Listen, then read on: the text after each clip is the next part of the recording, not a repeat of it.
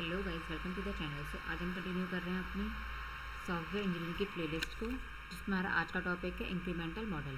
सो अभी लास्ट में मैंने आपको लास्ट वीडियो में पढ़ाया था रैपिड एप्लीकेशन मॉडल, जिसके अंदर हमारा incremental model plus waterfall model था, जिसमें मैंने वाटरफॉल मॉडल तो आपको पहले करा दिया था। आज मैं कराऊंगी आपको इंक्रीमेंटल मॉडल। सो इंक्रीमेंटल मॉडल क्या होता है? इसमें हमारा इंक्रीमेंट्स में चेंज होता है, मतलब स्मॉल स्मॉल पार्ट्स में करते हैं और एक बार जैसे स्मॉल पार्ट करा और यूज़र को दे दिया, देन हमने एक स्मॉल पार्ट बनाया, देन यूज़र को दे दिया, तो मतलब इंक्रीमेंटल भी बनाते हैं, धीरे धीरे इंक्रीमेंट करते हैं। इसमें एक बार में पूरा हम नहीं बनाते, उसकी जगह पूरा अपना जो सॉफ्टवेयर है या जो प्रोजेक्ट है उसको नहीं बनाते हैं, हम टुकड़ा में बनाते हैं और फिर यूज़र को यूज़ करने के लिए हम दे देते हैं। तो इट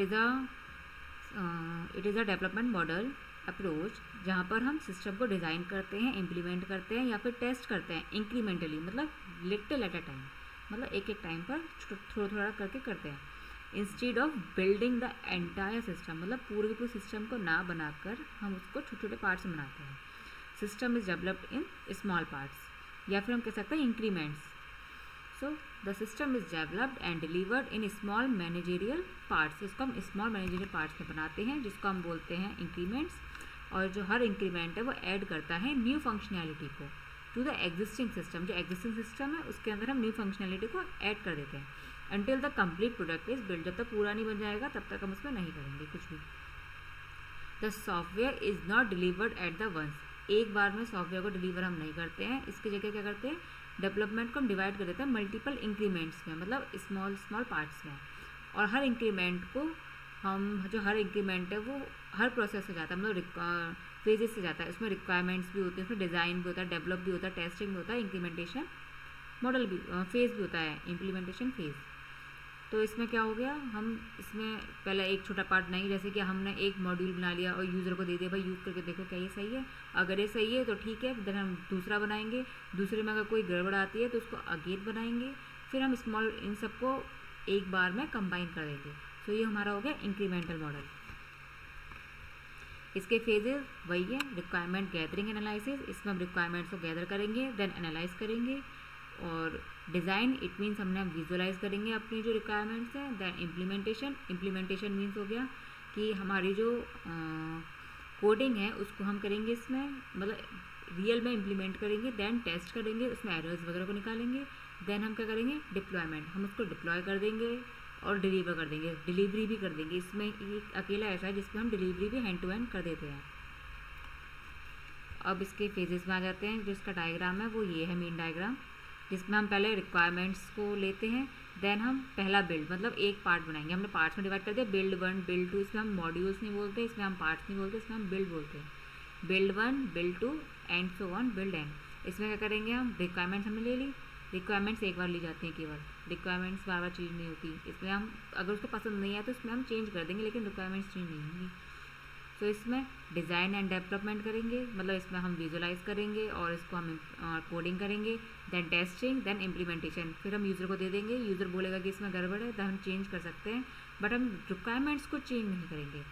देन दूसरे पार्ट को बनाएंगे, सेम वही काम, फिर तीसरे पार्ट को बनाएंगे, सेम वही काम, देन हम क्या करेंगे, इसको मर्ज कर देंगे। तो ये हो गया हमारा इंक्रीमेंटल मॉडल के फेजेस। अब आता है हमारा एडवांटेजेस। एडवांटेजेस में क्या हो गया, इसमें क्या होती है, हमारी फ्लेक्सिबिलिटी होती है, इससे मतलब हम यूज़र के फीडबैक के हिसाब से इसको चेंज कर सकते हैं, मतलब हम इनिशियल रिक्वायरमेंट जो हमने ले लिए हैं उसके बाद हम उसमें अगर एडजस्टमेंट करने हैं तो हम कर सकते हैं। Next, faster delivery. Faster delivery means हम इसमें जो हमारी डिलीवरी है वो फास्टर हो गई, क्योंकि स्मॉल स्मॉल पार्ट्स में हम डायरेक्टली यूज़र को देते जा रहे हैं कि भाई तो यूज़ करके देख ये सही है, मैं दूसरा पार्ट भी बना रहा हूँ। तो इस तरीके से क्या हो गया, फास्टर डिलीवरी है। देन रिड्यूस रिस्क, ये रिस्क को रिड्यूस करता है, अगर कोई रिस्क आया है उसमें तो पहले रिड्यूस हो जाएगा, क्योंकि इसमें बार बार हमारा एक तो इंक्रीमेंटल वे में बन रहा है और दूसरी चीज़ हमारा इसमें यूज़र इन्वॉल्व है।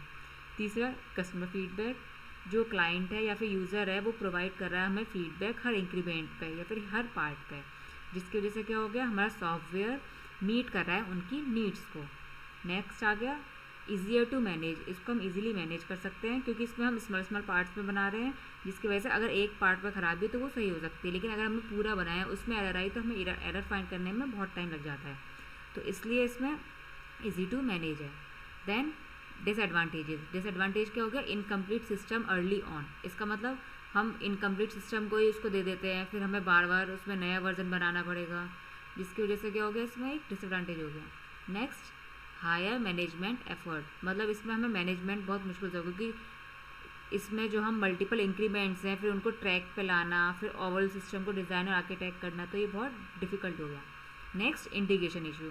इंटीग्रेशन इशू आएगा क्योंकि अब हम कंबाइन करेंगे अलग अलग इंक्रीमेंट्स को, जिसकी वजह से क्या होगा, इंटीग्रेशन प्रॉब्लम्स आ जाएंगी, क्योंकि हर जो इंक्रीमेंट है वो अलग अलग बना है, जिसकी वजह से वो एक साथ वर्क नहीं भी ना कर पाए। नेक्स्ट आता है dependency. Dependency for early planning, इसका मतलब क्या हो गया, अगर प्रॉपर प्लानिंग नहीं हुई है एडवांस में तो इश्यूज अराइज होंगे, जिसकी वजह से हमारा इनिशियल डिज़ाइन और प्लानिंग जो है वो इम्पॉर्टेंट है, जिसकी वजह से क्या हो गया, अब हमें जो प्लानिंग करनी पड़ेगी वो स्टार्टिंग में करनी पड़ेगी कि उसमें कोई चेंज ना आए, वरना हमारा जो प्लान है वो सारा ख़राब हो जाएगा। तो ये है हमारा इंक्रीमेंटल मॉडल। इसमें कुछ नहीं होता, हम इसमें टुकड़ों में बनाते हैं और अपने यूज़र को दे देते हैं कि भाई तू यूज़ करके बता सही है या नहीं, लेकिन रिक्वायरमेंट्स हम इस इनिशियल वाली चेंज नहीं करेंगे, उसी में ही अपडेट कर देंगे। इसमें बिल्ड 1, बिल्ड 2 एंड बिल्ड है। इस डायग्राम को अच्छे से याद कर लीजिए। मेन सबसे होता है डायग्राम। अगर आपने डायग्राम बनाया ना और हेडिंग लिखी है, उसके अलावा उसको जो हमारा एग्जामिनर है उसको कुछ भी नहीं चाहिए होता होगा, वो आँख बंद करके नंबर दे देता है। सो ये आज हमारा इंक्रीमेंटल मॉडल पूरा हो गया। आई होप आपको समझ में आ गया होगा। अगर आपको कोई भी डाउट हो तो आप कमेंट बॉक्स में पूछ सकते हैं, और मेरी वीडियोस को लाइक करें, सब्सक्राइब करें और शेयर करें, और नेक्स्ट वीडियो मेरी बहुत जल्द आ जाएगी। So thank you for watching, bye bye.